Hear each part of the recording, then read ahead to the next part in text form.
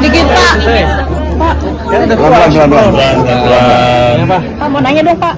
Kan tadi Bapak bilang 100% kan bakal DHE ditempatin di Himbara. Tapi itu sebenarnya ada penolakan gitu loh Pak dari asosiasi salah satunya sawit. Kalau mereka tuh kayak karena biaya produksi mereka tuh tinggi gitu. Biar aja. Kenapa selama ini memanipulasi sistem? Terpaksa kita lakukan itu karena untuk menutup kebocoran yang tadi. Mereka tahu di bank-bank itu terus cepat lari keluar. Biar aja protes. Kan peraturan kita yang bikin kan.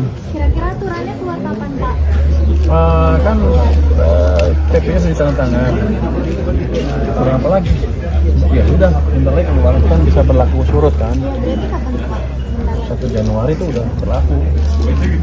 Januari PP-nya harusnya sih keluar dengan lebih jelas. Dan sampai minggu kedua tahun ini sudah keluar. Tapi pengusaha udah pada dapat juga gitu Pak salinannya itu. Harusnya dapat bocoran, mereka kan lihai. Anda juga dapat kan? Pura-pura nggak tahu. Pak kalau misalnya itu tuh sebenarnya kayak ada dampaknya juga nggak sih Pak? Nanti kan dia kan sawit kan salah satunya penghasil devisa negara tertinggi begitu. Nah itu ada nggak sih nanti dampak ke negara sendiri? Dampak apanya? Mungkin kayak dari sisi devisa yang kalau dia nggak taruh uangnya di luar, taruh di sini, kan cadangan devisa kencang tuh. Rupiah akan stabil kan. Anda nggak nyalain saya lagi, rupiahnya lemah terus. Walaupun bursa saham naik, tapi rupiah loyo. Walaupun ekonomi bagus, tapi rupiah loyo. Kan ngomong gitu terus kan Anda. Dengan ini kan lebih kuat. Saya tadi tahun lalu kan 38 surplusnya.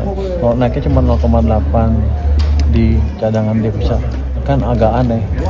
Terus kita berkutat di 150 udah bertahun-tahun. Artinya yang kebijakan dia kemarin kurang berhasil. Jadi kita coba perbaiki seperti ini dan kita lihat dampaknya seperti apa. Harusnya positif. Kalau ada yang ngeluh-ngeluh, ya biar aja ngeluh. Kenapa kemarin mereka bermain-main? Ngaku nggak mereka kalau itu saya itu? Siapa yang ngeluh nanti saya kejar. Iya. Pak, KL dengan serapan paling cepat di kuartal pertama apa Pak? KL dengan serapan cepat yang kira-kira menyerap cepat anggaran di KL pertama. MBG lah. MBG. MBG nomor 1 Pak. Dugaannya MBG udah belanja, pasti dia udah belanja banyak. Apalagi yang lain saya lihat deh.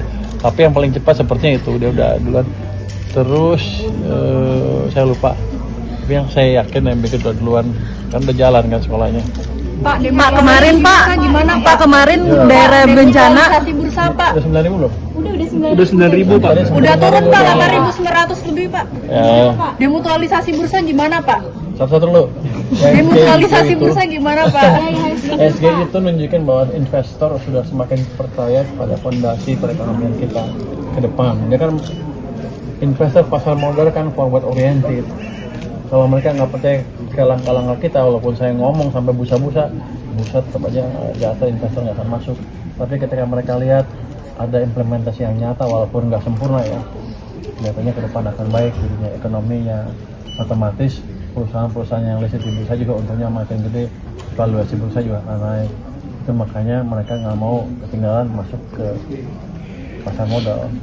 Jadi kalau kita lihat kan 3 bulan lalu udah positif terus kan flow-nya ke kita. Jadi ya itu menunjukkan bahwa ada perbalikan sentimen investor domestik maupun global terhadap perekonomian Indonesia. Yang ke depan kita harus jaga terus. Jadi kalau gitu mah tahun ini 10.000 nggak susah amat. Bisa Pak 10.000 Pak kemarin bursa gimana Pak? Ya? Demutualisasi bursa gimana Pak? Apa tuh, rencananya tahun ini kan? Bursa apa? Demutualisasi bursanya bisa dibeli sahamnya sama publik. Itu jadinya tahun ini atau gimana Pak? Saya dari belum Buka tahu. Kita, Saya nggak tahu. Anda masih tanya ke OJK. Kalau pandangan saya sih beresin dulu dari tukang goreng-goreng itu, baru demutualisasi. Pak, kemarin daerah bencana ada yang meminta diskon untuk tarif listrik, Pak. Itu gimana, Pak? Apakah ada perbincangan? Daerah mana? Belum daerah sampai bencana. Belum sampai ke saya. Itu nanti mungkin kalau itu PLN yang akan nyampein ke saya seperti apa. Belum sampai sekarang belum sampai ke saya. Tapi kalau misalnya diminta diskon tarif listrik dari daerah bencana selama masa itu harusnya ada, termasuk kan dana bencana kita itu. Karena mereka juga susah, mungkin juga belum berproduksi kan beberapa tempat, jadi nggak punya uang. Kalau dikasih pengurangan ya wajar aja nanti. Tapi saya belum terima permintaannya. Pak, supaya defisit tahun depan ini kan udah deket 3 nih Pak. Tadi kenapa nggak nanya? Nanya Pak, dicoret ya? Gue ada dicoret, gue ada dicoret. Enggak nih. Jadi gini, saya lihat kan, kameranya kan banyak. Jadi gini, saya melihatkan kita melakukan beberapa effort untuk mengurangi pendapatan karena 80 triliun keluar ke Danantara. Ternyata nggak nutup tuh.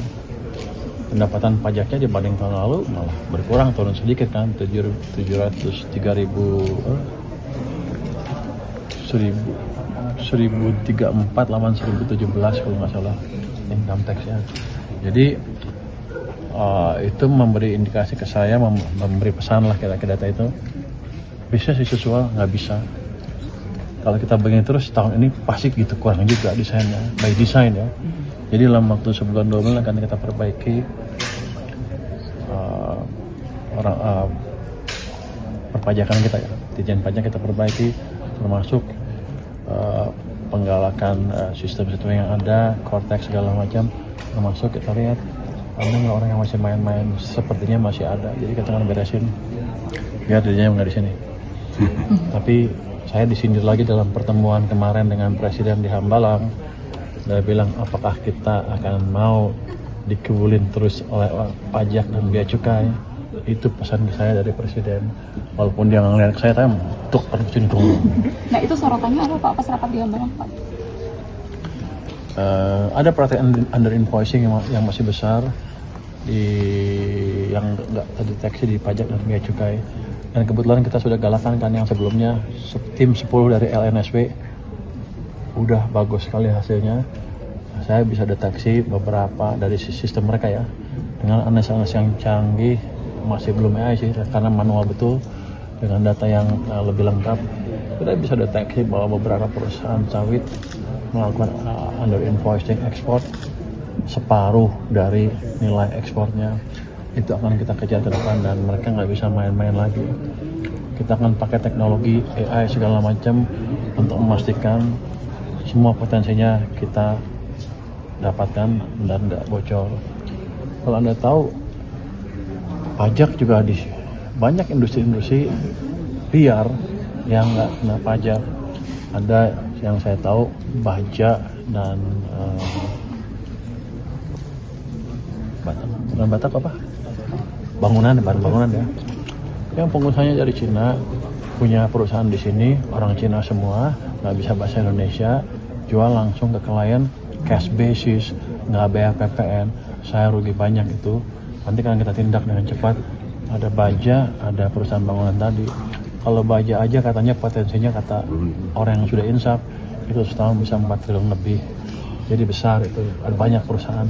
Tapi yang saya heran adalah ada perusahaan yang semiliar itu, yang perusahaan dari asing, full asing bisa beroperasi di sini.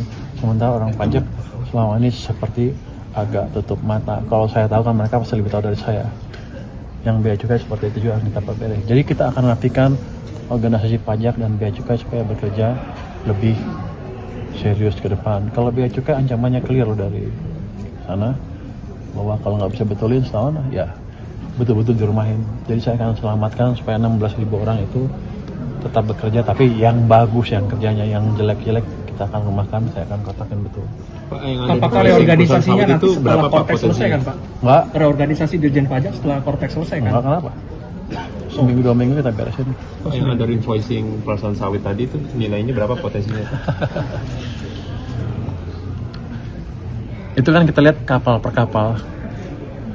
Let's say itu praktek yang biasa mereka lakukan. Saya kan baru dapat 10 perusahaan besar, itu dapat sekitar 50% kira-kira itunya.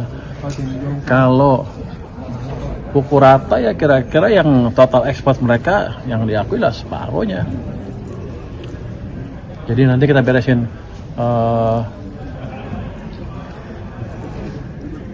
Mungkin kalau saya nggak tahu level pendidikannya seperti apa, tapi yang jelas kita akan kasih message ke mereka ke depan nggak bisa begitu lagi kita sikat perusahaan-perusahaannya. Saya nggak peduli. Siapa aja Pak? Namanya dipegang Pak. Nantilah orang mulai tadi itu untuk gua. Perusahaan baja itu Pak? Baja ya? Di mana Pak? Ya, baja ada perusahaan baja Cina loh, di sini loh, operasi di sini loh. Namanya mungkin beli KTP tapi dia nggak bayar PPN.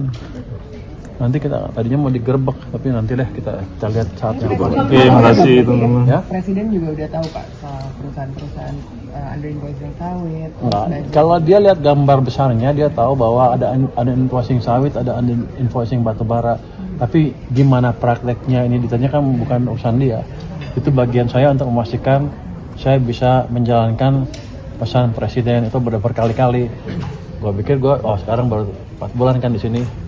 Kalau 6 bulan lebih nggak ada implementasi lagi ya berarti gue nggak becus gitu kan dalam penilaian atasan kan. Jadi saya akan pastikan kita bergerak ke arah yang diarahkan oleh pemimpin saya. Terkait bonus atau subsidies kan 500 juta ditambah jadi 1 miliar kata Pak Prabowo, itu dari APBN atau bukan ya Pak? Emang dari mana? Apa dari kantong Pak Prabowo? Enggak lah, dari APBN. Emang nggak boleh ngomong itu? Kan besok kan mau dibaginya kapan ya? Hari ini Pak. Hari ini. Sekarang Pak ya? Oh, dari APBN itu dari dana tertentu ya. Berapa Pak dari Kemenkyu mengalokasikan? Hanya 580 sekian, tapi katanya turun jadi 480. Saya detailnya yang tahu itu di Kementerian. 480 miliar Pak. Ya. Oke, makasih teman-teman. Itu juga gara-gara praktik undervoicing itu ya Pak. Under invoicing apa? Ya, akhirnya DHE SDA itu ditetapin 100% begitu. Gara-gara itu salah satu alasannya. Enggak, itu karena mereka cuma taruh di situ biasanya mereka taruh di bank kecil, langsung kan rupiahin tuh. Pindahin ke bank kecil, langsung beli dolar lagi keluar. Jadi cuma sebentar keluar lagi. Jadi kita ditipu. Sebenarnya saya nggak tahu motifnya kenapa lebih senang di luar. Memang mereka niatnya jelek atau gimana? Kan sebagian juga pinjam uang dari bank Indonesia di Indonesia kan. Kenapa dibawa keluar itu yang agak aneh. Tapi nggak apa-apa. Kita lihat seperti apa pelaksanaan beberapa bulan ke depan. Nanti kita akan evaluasi terus.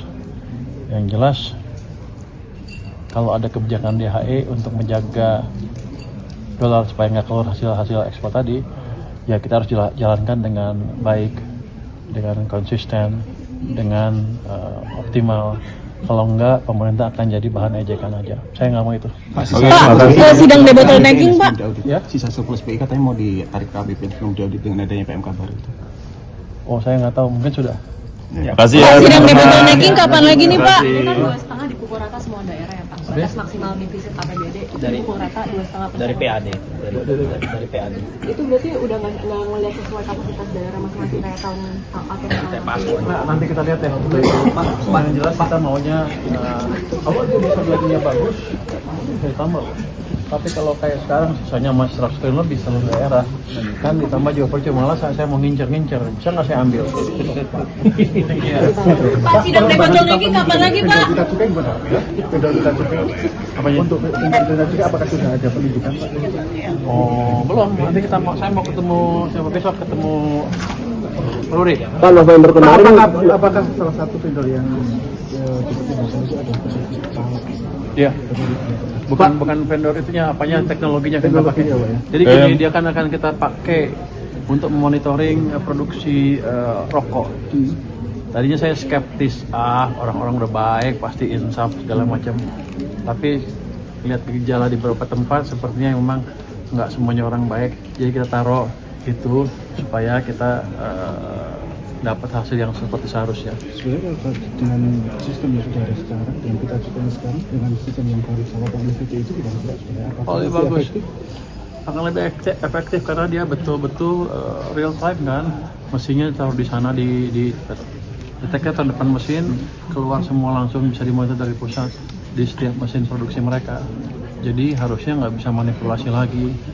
Dan nanti kita cukainya ditempelin kode-kode khusus sehingga kita bisa lihat dari mana itu kita cukai diterbitkan, punya PT apa, sama nggak yang dibungkusnya. Jadi kalau jual beli kita cukai antar itu udah nggak bisa lagi nanti.